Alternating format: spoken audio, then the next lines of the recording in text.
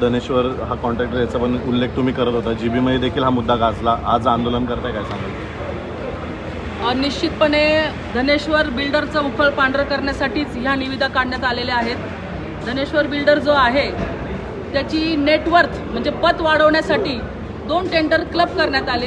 या 50 कोटीच्या निविदेमध्ये 65% विद्युतचं काम आहे आणि धनेश्वर बिल्डर हा स्थापत्यविषयक सिव्हिल असताना त्याला तो क्लब करून त्याच्या नावाने वर्क ऑर्डर देण्यात आली. त्याचप्रमाणे पुतळ्याचं काम हे स्वर्गीय राम सुतार साहेबांनी केलेलं आहे आणि त्यांनी काम केलेलं असताना सुद्धा त्यांचा त्याच्यात मोठा रोल असताना सुद्धा ते सुद्धा जॉईंट व्हेंचर करून ती ऑर्डर सुद्धा धनेश्वर बिल्डरच्या नावाने देण्यात आली, जेणेकरून महाराष्ट्रामध्ये त्याचा वाढलेला टर्नओव्हर दिसावा आणि अशा प्रकारची कामं त्याला मिळावीत.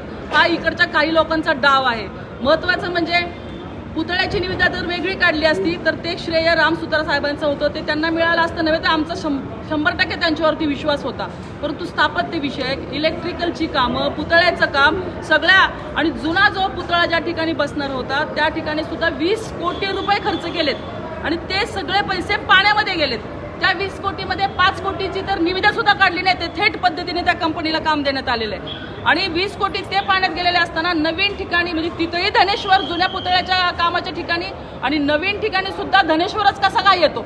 तिथं त्यांनी 0.5नी टेंडर घेतलं होतं आणि इथं तर ॲट पारनी घेतलेलं आहे. ॲट पार म्हणजे ऑलरेडी जे अंदाजपत्रकीय रक्कम आहे ती आधीच फुगवण्यात आली आहे 10 ते 20% आणि त्याच्यानंतर सुद्धा जेव्हा इलेक्ट्रिकल आणि स्थापत्याची कामं आमच्या स्थायी समितीच्या अजेंडामध्ये 20 ते 30% आणि 38% बिलो गेली आणि अशी कामं ह्यांना इक्वलंट रेटला दिली गेली आणि इलेक्ट्रिकल आणि स्थापत्य एकत्र करून पुन्हा धनेश्वरच. मग या धनेश्वरवरती काय महानगरपालिकेचा जावई आहे का तो?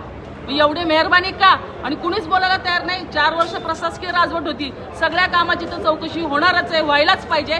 परंतु छत्रपती संभाजी महाराज जे संपूर्ण जगाचे, देशाचे, आपले स्वतःचे सगळ्यांचे दैवत आहेत, आम्हाला या गोष्टीचा निषेध करावा वाटतो की या अशा कामात सुद्धा यांनी स्मारकाच्या कामात सुद्धा पैसे खाल्लेले आहेत. मी भारतीय जनता पार्टीचा निषेध करते आणि सगळ्यात महत्त्वाचं म्हणजे या ठिकाणी अजून एक बोगस संस्था करण्याचं चाललेलं आहे, जेणेकरून या संस्थेच्या माध्यमातून ही ती जागा छत्रपती संभाजी महाराज या सगळ्यावरती ताबा मारण्याचा प्रयत्न या ठिकाणी होणार आहे असं भविष्यात दिसतंय.